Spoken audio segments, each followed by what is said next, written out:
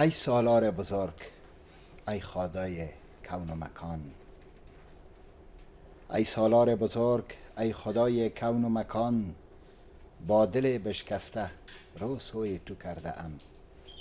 رو کجا آرم اگر از درگهت گوی جوابم؟ بی کسم در سایه مهر تو می جویم پناه، از کجا یابم خدایا گر به کویت ره نیابم؟ پس ای خدای مهربان، به حرمت ذات که تو آنی و به حرمت صفات که چنانی و به حرمت نام که تو دانی، و فریاد رس که می توانی. بادا کرم تو بر همه پاینده، احسان تو سوی بندگان آینده. بر بنده خود گناه را سخت مگیر، ای داور بخشنده بخشاینده. آمین یا رب العالمین. سلام دوستان عزیز، هموطنان گرامی، هموطنان دیانت شعار و متدین. همه میدونیم امروز پنجشنبه 9 قوس 1396 هجری شمسی برابر است به 12 ربیع الاول 1439 هجری قمری، روز مولود شریف، میلاد سرور عالم، فخر کائنات، نجات دهنده بشریت، حبیب خدا حضرت محمد مصطفی صلی الله علیه و سلم. این روز به همه عالم اسلام مبارک باد. دوستان، برنامه کنونی سلام صبح بخیر وقف ایروز است با علمای محترم و معزز دین و همکاری همکار محترم و عزیزم ظهور کمال. تشکر. من نجونده اوس استاد. که صورت د محمد نه وای پیدا کړی به خدای نه وای دا دنیا. کول جهان د محمد په نوم پیدا شو، محمد دی د تمام جهان پیشوا. د لوی او بخونکي خدای په سپېڅلي نامه د افغانستان ملي تلویزیون قدرمن لیدونکو سلامونه او نیکې هیلې مې ومنئ. په دې هیله دوستانو چې جوړ روغ وئ. دا د بیا هم سلام سهار مو نیکمرغه خپرونه له تاسو سره ده. مونږ شته یو تر 9 بجو پورې به وو. دوستانو، زمونږ نننۍ خپرونه د حضرت محمد صلی الله علیه وسلم مبارک میلاد ته ځانګړې شوې ده. لکه څنګه چې غروال صاحب وویل دوستانو، نن پنجشنبه د میلاد نبی صلی الله علیه وسلم ورځ ده. نو زموږ سره په سټوډیو کې میلمانه هم شته دي او زه دغه ورځ ټول مسلمان ملت ته مبارکي وایم. نو راځو، زه ډېرې خبرې نه کوم، راځو د خپلو میلمنو اړخ ته. زموږ سره په خپرونه کې دوه قدرمن میلمانه دي، یو مولوي صاحب نجیب الله زاهد، همدارنګه مولوي صاحب احسان الله حنیفي، چې دوی دواړه ته ښه راغلاست وایم او ډېره مننه کوم چې زموږ میلمن ښه راغلاست خپرونه ته. لومړی سوال به د ښاغلي زاهد صاحب نه وکړو.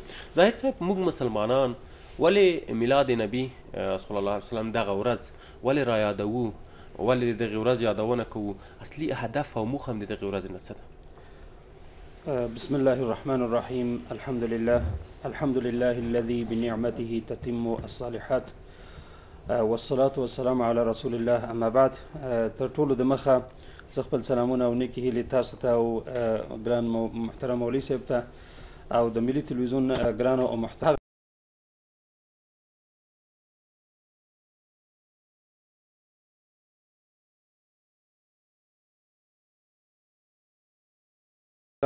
ګران او قدرمن هم هیوادوال چې هغوی د ښاروالۍ په برخه کې لګیا دي او په دې نازکو لاسونو باندې او په دې سړه هوا کې زمونږ او تاسې سړکونه او لارې پاکوي، او زمونږ هغه ګران او قدرمن هیوادوال چې هغوی د امنیت په برخه کې لګیا دي او تلاشیانې کوي په هر ځای کې، هغوی ټولو ته سلامونه او نیکې هیلې وړاندې کوم او په دې هیله چې زمونږ او تاسې هیواد له دې څخه وروسته د امن او د امنیت خاوند شي. موږ او تاسې ټول د محمد مجتبی صلی الله علیه و آله وسلم امتیان یو. هغه زمونږ او تاسې سردار او پیشوا دی، لکه څرنګه چې تاسو خپل هغه لومړني خبرو کې یادونه وکړه. پیغمبر علیه الصلاة والسلام د ربیع الاول د میاشتې په 12 تاریخ باندې د دوشنبې په ورځ د عام الفیل چې ورته وایي په کم کال باندې چې ابرهه د خپل لښکر سره راتللو او د بیت الله شریف د ړنګولو اراده یې درلوده چې هلاک شول د الله په عذاب باندې او د الله په نیولو باندې. په دغه کال باندې پیغمبر علیه الصلاة والسلام د دوشنبې په ورځ باندې د دنیا ته راغی او د هغه راتګ زموږ او تاسو دپاره یو افتخار دی، ځکه پیغمبر علیه الصلاة والسلام په خپل دغه 63 کلنی ژوند کې یوازې دا نه چې هغه دنده چې دته سپارل شوې وه هغه یې په بشپړ ډول سره ترسره کړ او خپل امت بلکې ټول بشریت د حق لارې ته راوبللو. یوازې دا نه بلکې په خپل عمل سره یې وکولی شو چې د ټولې نړیوالې ټولنې او د ټول بشریت هغه فکر او تاریخ بدل کړي. د مثال په ډول سره زه کېدای شي مولوي صاحب هم په دې موضوع باندې کافي خبرې وکړي. یوې نکتې ته زه اشاره کوم چې د پیغمبر علیه الصلاة والسلام په راتګ باندې کم تحولات راغلل.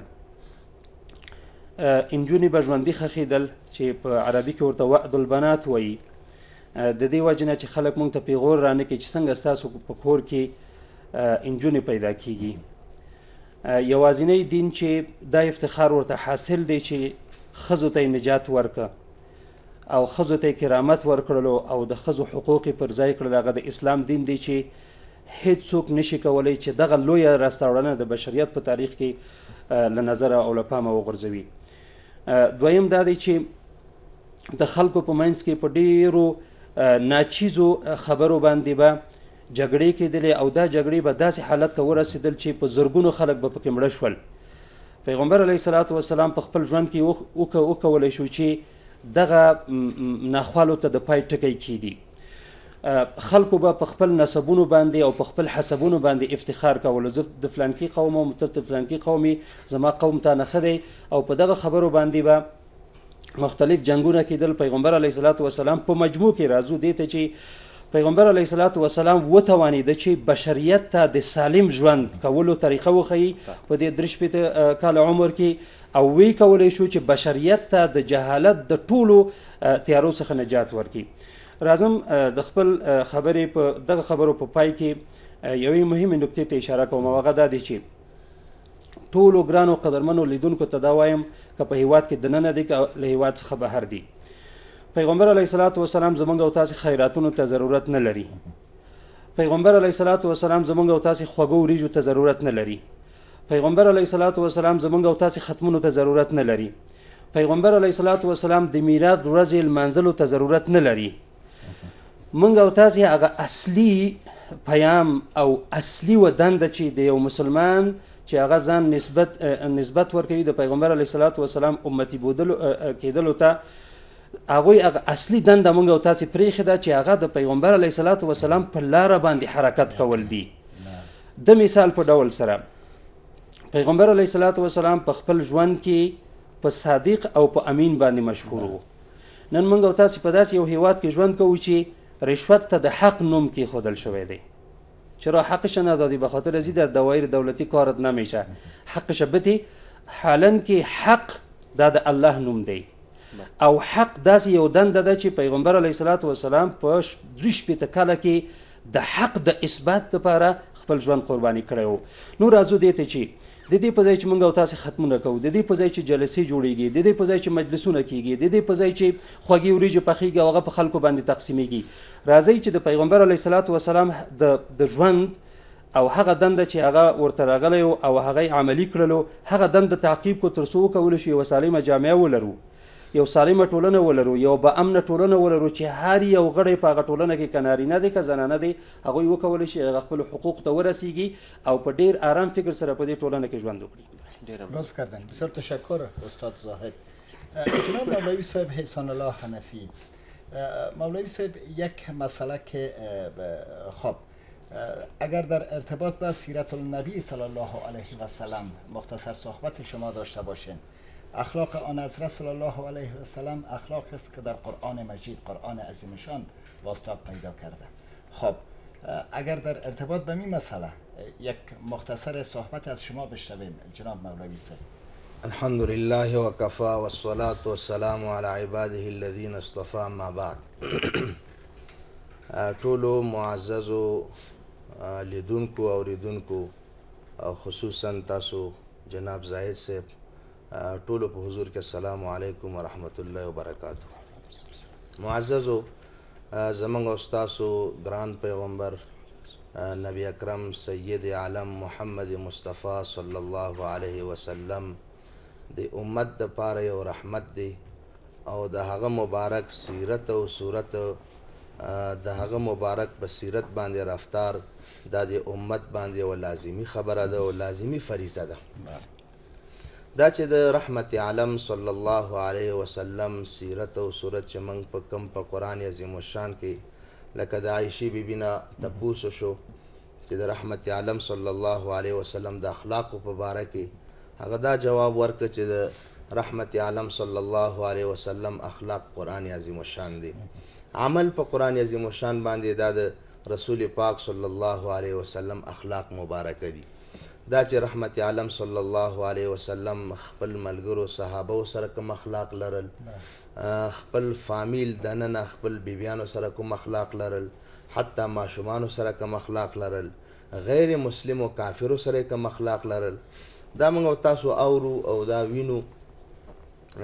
هر جمعه مولوی صاحبان هم مهرباني کوي او بیانوي چې د رسول پاک صلی الله علیه وسلم کم یهودی راغی او د رسول الله صلی الله علیه وسلم باندې قرض و، نو رسول علیه السلام نه د قرض مطالبه وکړه ډېر په سختۍ سره او ډېر په کلکو او په سختو الفاظو سره. صحابه ډېر غصه شول. عمر فاروق رضی الله تعالی عنه اجازه وغوښته چې د سر قلم کی رسول پاک صلی الله علیه وسلم اجازه ورنکړه.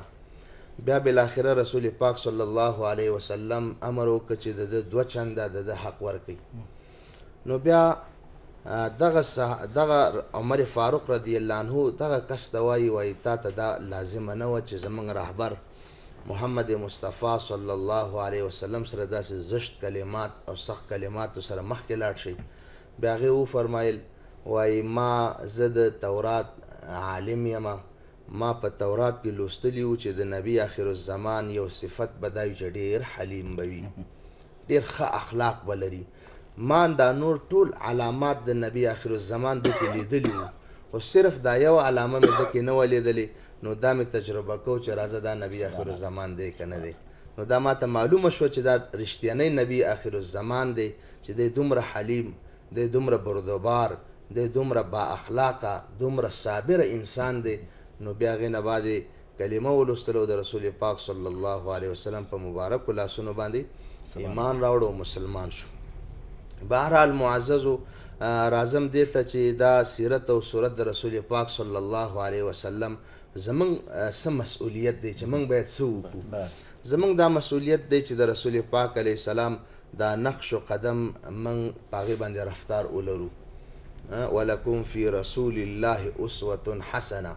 یوه خبره زاهد صاحب مخکې وکړه، زه صرف دومره ویل غواړم چې بعضې مسلمانان که په دغه ورځ باندې د مینې او د محبت د اظهار دپاره او د رحمت عالم صلی الله علیه وسلم د دنیا ته د آمد او د راتګ د خاطره خوشحالي کوي او هغوی بعضې صدقات کوي د ایصال ثواب په نوم باندې، نو دا هم زما په نظر سره د شریعت د نگاه نه به دا کم غلط کار هم نه وي. رسول پاک صلی الله علیه وسلم صحیح خبره ده چې زموږ استاسو خیراتونو ته ضرورت نه لري، بیا خو صحیح د رحمت عالم صلی الله علیه وسلم زموږ استاسو درود ته هم ضرورت نه لري. رحمت عالم دا بلکې موږ ته ګټه ده که موږ د رسول پاک صلی الله علیه وسلم د روح مبارک دپاره د ایصال ثواب په نیت باندې خیرات صدقات کوو، دا موږ دپاره ګټه ده.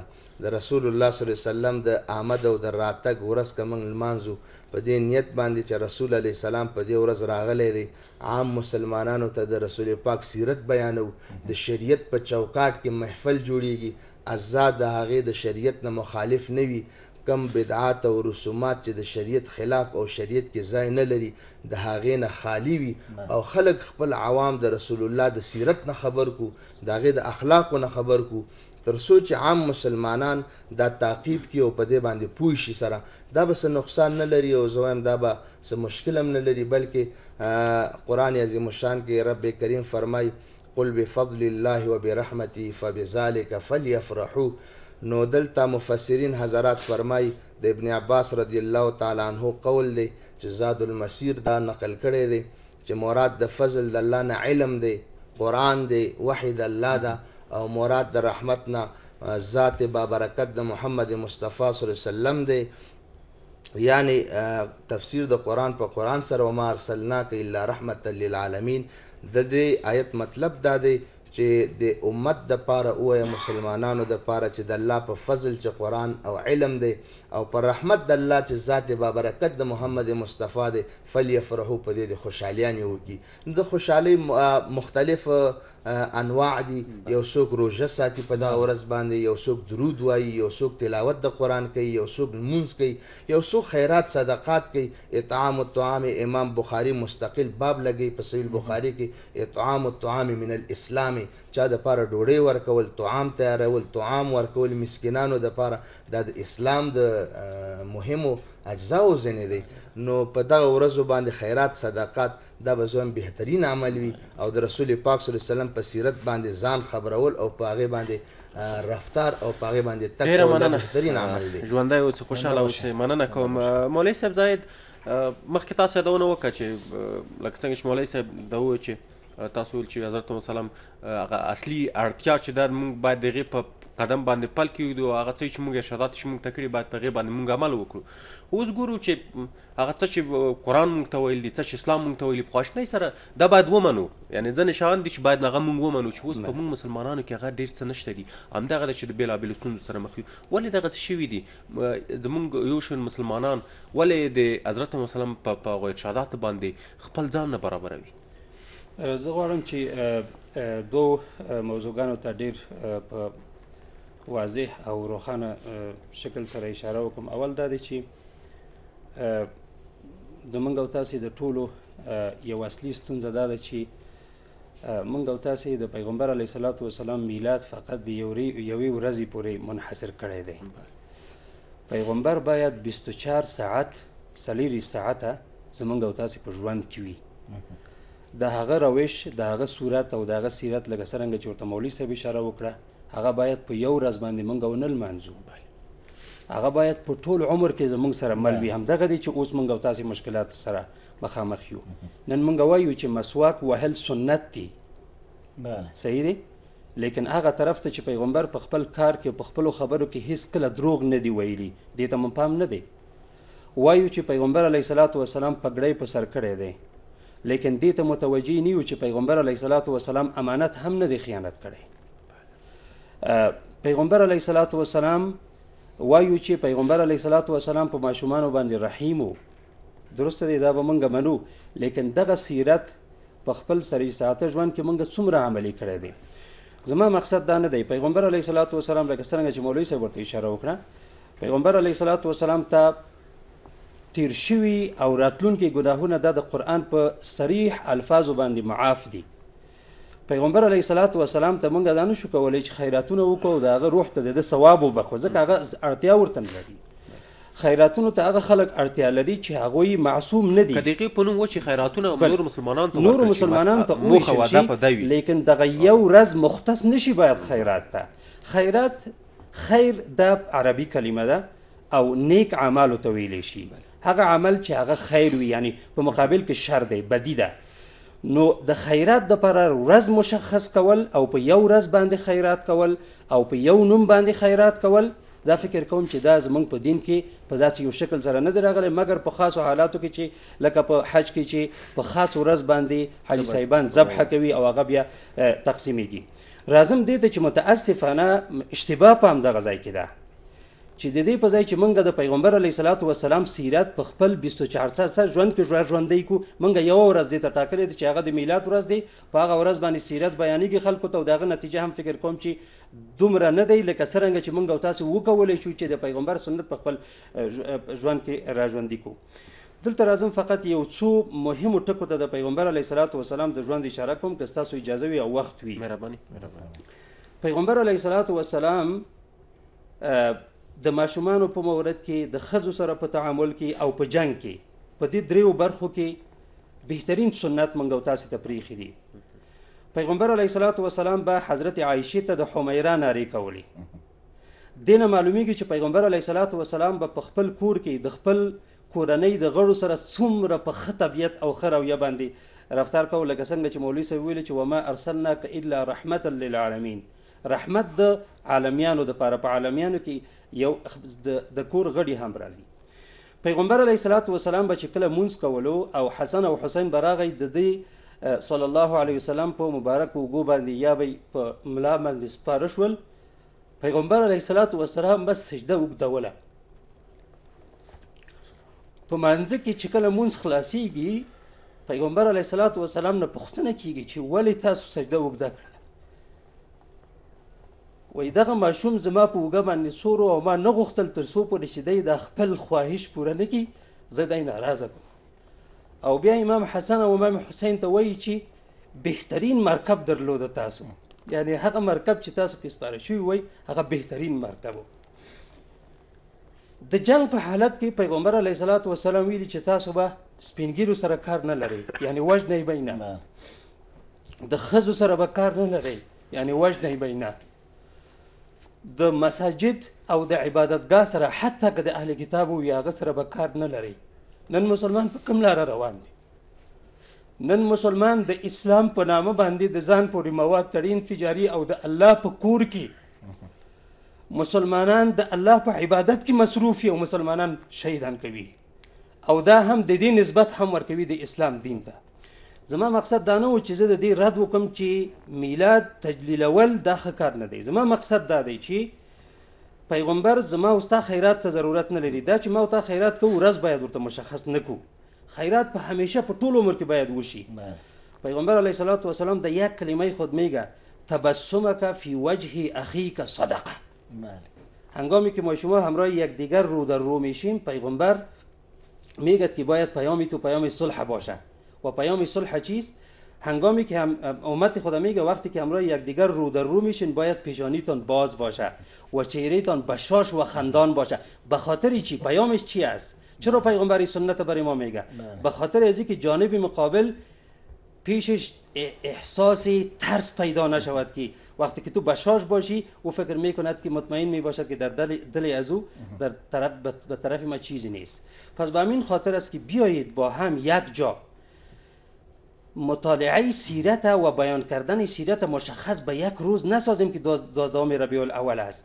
سیرت باید در مدارس دینی، در پانتونها، در مکاتب کشور عزیز ما، در همه جاها بیان شود، در موتر، در دفتر، در هر جایی که ما کار میکنیم، در داخل مساجد وقتی که همراه یک نمازگزار میشینیم باید سیرت رسول بیان بکنیم و به خاطر عمل کردن به سیرت رسول مردم دعوت بکنیم تا بتانیم که آن مشکلات و مصیبت هایی که فعلا امت اسلامی به او گرفتار هستند. امروز ببین از یک طرف هم وقتی که فیر میشد میگه که الله اکبر، از دیگه طرف هم که فیر میشد میگه که الله اکبر و هر دوش دعوه میکند که من مسلمان هستم و امت پیغمبر هستم. پس حق در کدام جانب است؟ ما حیران مانده ایم. پس مقصد ما قسمی که مولوی صاحب گفتن مقصد ما از این نبود که ما چیزهایی که خوب است و دین ما برای ما گفته او را رد بکنیم. نه، چیزهایی که دین ما با او را گفته ما او را 100% قبول داریم، او حق است. لیکن خرافاتی که فعلا در مورد میلاد النبی در جامعه ما پخش شده و باعث ازی شده که بجای ازی که نتیجه خوب بده سیرت پیغمبر هنوزم خدشه‌دار بسازد خدا نخواسته. ما شما باید در مقابل از استاد شویم و دین و سیرت حقیقی پیغمبر علیه الصلاۃ والسلام در جامعه خود عملی بکنیم. لطف کردین. تشکر استاد سعید عزیز. جناب مولوی صاحب حنیفی به ادامه صحبت‌های استاد گرامی زاهد صاحب، صله رحم، ترحم به انسان‌ها، ترحم به زندجان‌ها، این از ارشادات دین مبین اسلام است. توسط ناجی و شریعت حضرت محمد مصطفی صلی الله علیه و سلم و بندگان خدا ارسال شد، فهمانده شد، ترویج شد، تبلیغ شد. گفتنی های شما در این مورد چیست؟ با در نظر داشت شرایط حال مسلمانان در سطح کره زمین و مشخصا کشور ما افغانستان.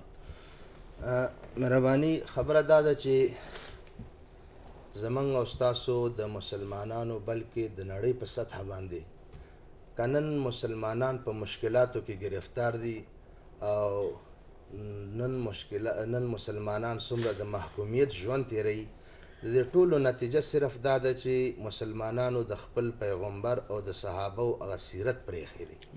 که د هغوی په نقش و قدم باندې نن هم موږ لاړ شو نو دا مشکلات به حل شي. صحابه په لږ تعداد سره په ټوله نړۍ باندې هغوی بادشاهي کوله.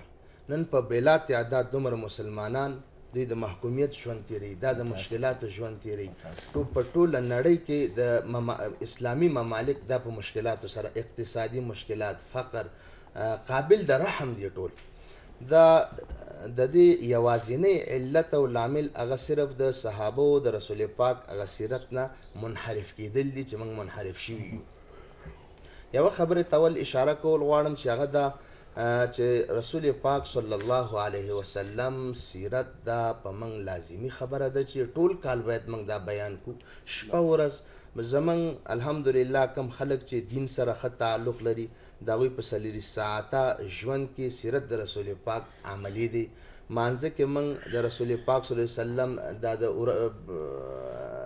درود وایو، اذان کې د هغې باندې صاحب درود ویلی کېږي. نور په هر لمحه د زندګۍ کې د رسول پاک صلی الله علیه وسلم د سیرت نه غیر من خلاصې نه لرو. خو خبره دا هم نه دی پکار چې که په یو ورځ کې مسلمانان سره راغونډېږي په یو محفل کې او موږ هغې دپاره بد ویو یا هغې دپاره خرافات ویو. صرف یوه نکته ویل غواړم، نن سبا که په افغانستان کې زموږ په دې وطن کې مجالس د میلاد النبي جوړیږي، دا مشتمل په 100 اجزاو دي چې هغه ټول د قرآن او د حدیث نه ثابت اجزا دي. که دا میلاد النبي تاسو قضاوت وکئ، په دې کې تلاوت د قرآن کېږي، په دې کې حمد او ثنا بیانېږي، په دې کې قرآن او حدیث بیانېږي، په دې کې خیرات او صدقات کېږي، په راتګ د محمد مصطفی باندې خوشحالیانې کېږي، په یو جومات کې اجتماع کېږي، ذکر اذکار کېږي. زه نه پوهېږم چې دې کې کم یو کار خرافات دي. نو خرافات دوی کې کم یو کار شو؟ دا خو ټول د قرآن او د حدیث نه ثابت اجزا دي، د قرآن او حدیث نه ثابت دي. اما که یو شی پکې غیر شرعي شی د شریعت د چوکاټ نه بهر یو بل شی ورسره یو ځای کېږي، نو هغه بیا میلاد پورې خاص کول نه دي پکار. هر مجلس چې د شریعت نه خلاف هغه بدعت او ناروا دی. اما تر څو چې د دې اجزا د ترکیبي اجزا ټول د شریعت نه ثابت وي، د قرآن نه ثابت وي، د حدیثو نه ثابت وي، دا هیڅ مشکل نه لري. دې کې څه مشکل دی؟ بلکې یو مستحب عمل دی. دا د یوه خبره د خبره دا وي چې باید په کال کې 2-3 ځله داسې غونډې باید ونیسي، نه په یوه. هیڅ مشکل نشته، هیڅ مشکل نشته. هر وخت سړی کولی شي، ربیع الاول وي، غیر د ربیع الاول نه وي. او بل دا یوه خبره چې تعیین د وخت خاص ربیع الاول کې دام څه مشکل نه لري. د یو نیک عمل دپاره، مستحب عمل دپاره، خیرات صدقې دپاره تعیین د ورځ دا هم د رسول پاک نه ثابت دی. د بخاري حدیث دی، ابن عمر سے فرمایي کان النبي صلی الله علیه وسلم یأتی مسجد قباء کل سبت. رسول پاک به هره شنبه مسجد قباء ته راته د 2 رکعاته مونځ دپاره. بیا شارحین د بخاري علامه بدرالدین عیني لیکي فيه جواز تخصیص بعض الایام بنوع من القرب. دې کې وایي تخصیص د جواز د تخصیص د ورځو معلومیږي. شارح د بخاري علامه ابن حجر هم دا مفهوم لیکي. او بیا که دویم حدیث ته راشو، د بخاري په 2م جلد کې یو بل روایت دی چې یوه زنانه وه، سهل ابن سعد رضی الله عنه روایت کوي، یوه زنانه وه په منګه کې، هغه به هره جمعه دا چغندر دا به حلوا جوړه کړه او د پاسه پې لږ وربشې واچولې، دا به یې پوخ کړه او بیا به یې دا د مسجد نبوي صحن کې به ناسته وه دروازې سره. من وکنا ننصرف من صلاة الجمعة فنسلم علیها. من چې به د جمعات نه د جمعې مانځه نه فارغه شو، موږ به په ده سلام واچو. فتقرب ذلک الطعام الینا. موږ ته به یې د حلوا را مخکې کړله. فنلعقوه، موږ به دا وخوړله. دغه صحابي فرمایي وکنا نتمنى یوم الجمعة لطعامها ذلک. وایي موږ به یوه جمعه بله جمعه د دغه حلوا د خوراک دپاره تمنا کوله چې جمعه به کله راشي. دا یو صحابیه ښځه ده. صدقه او خیرات دا یو مستحب عمل دی. هغه یو جمعه بله جمعه خاص کړې ده. او نور صحابه هم ټول ګوري رسول پاک ژوندی دی، داسې ورته نه وایي چې یوه جمعه دې ولې خاص کړې ده، بلکې صحابه فرمایي وکنا نتمنى یوم الجمعة لطعامها ذلک. موږ به تمنا کولو چې د جمعې په ورځ به دا خوراک کوو. نو دا تعین د ورځې دا هم څه مشکل نه لري. دا کړۍ د اسلام داسې تنګول نه وي پکار. صحیح د سیرت د رسول پاک ټول کال پکار دی، 40 ساعته پکار دی چې باید بیان شي. خو دا نه چې اوس یو ورځ محفل جوړیږي د خوشحالۍ او جشن جوړیږي او دې دپاره موږ ناروا بدعت کوو. دا خو مشکل نه لري. تشکر لطف کردیم جناب محترم مولوی صاحب احسان الله حنیفی و محترم استاد گرامی نجیب الله زاهد از تشریف آوری شما صاحب. راتګ نو مننه کوم او تاسو ته د ورځې مبارکي بیا هم وایم. ژوندي اوسئ. مننه. د افغانستان د ملي ټلویزیون قدرمن لیدونکو اوس به یوه لنډه دمه واخلو، تر دمې وروسته بیا هم زموږ